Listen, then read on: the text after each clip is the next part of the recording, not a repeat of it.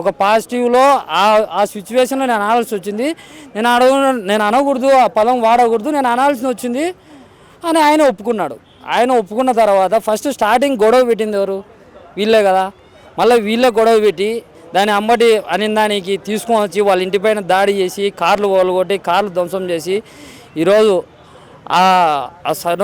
సరౌండింగ్స్లో ఒక police officers కూడా సరైన స్పందన లేకుండా వాళ్ళ ఇంటిపైన దాడి జరిగితే అదే వ్యక్తిలో ఒక పని మనుషులు ఉంటారు, ఒక డ్రైవర్ ఉంటారు, వాళ్ళ ప్రాణరక్షణ వాళ్ళు ఎవరు లేక చనిపోయింది.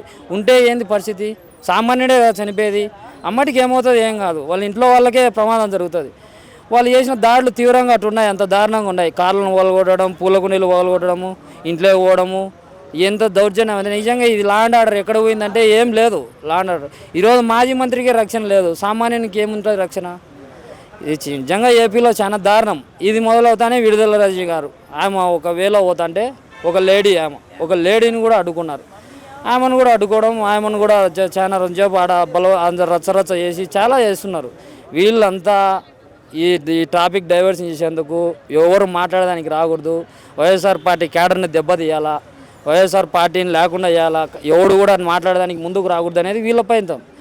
ఎందుకు జగన్మోహన్ రెడ్డి మనుషులకు అంత ఆశ తమాషగా ఆయన అభిమానులు ఉండరు, ఖచ్చితంగా రియాక్ట్ అవుతారు.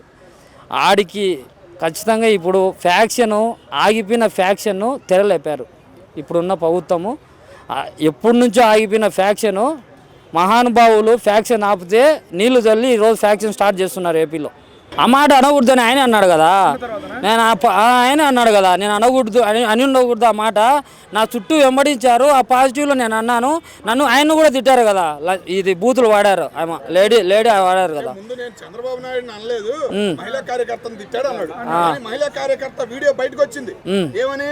ముందు రాంబాబు గారు అన్నాకే మహిళా కార్యకర్త తిట్టిందని అనే పాటికి మాట మార్చేశారు రాంబాబు గారు. దీని గురించి ఏమంటారు? ఆ చుట్టూ సరౌండింగ్స్ లో ఆయన ఒకటే మాట అన్నాడు, నా గురించి ఆయన ఒక్క కారులో ఉండగా చుట్టూ కార్యకర్తల మీద దాడికి వస్తే ఆయన ఒక పాజిటివ్ నేను అనాల్సింది వచ్చింది అన్నారు. దాన్ని వీళ్ళు ఏదేదో చేసి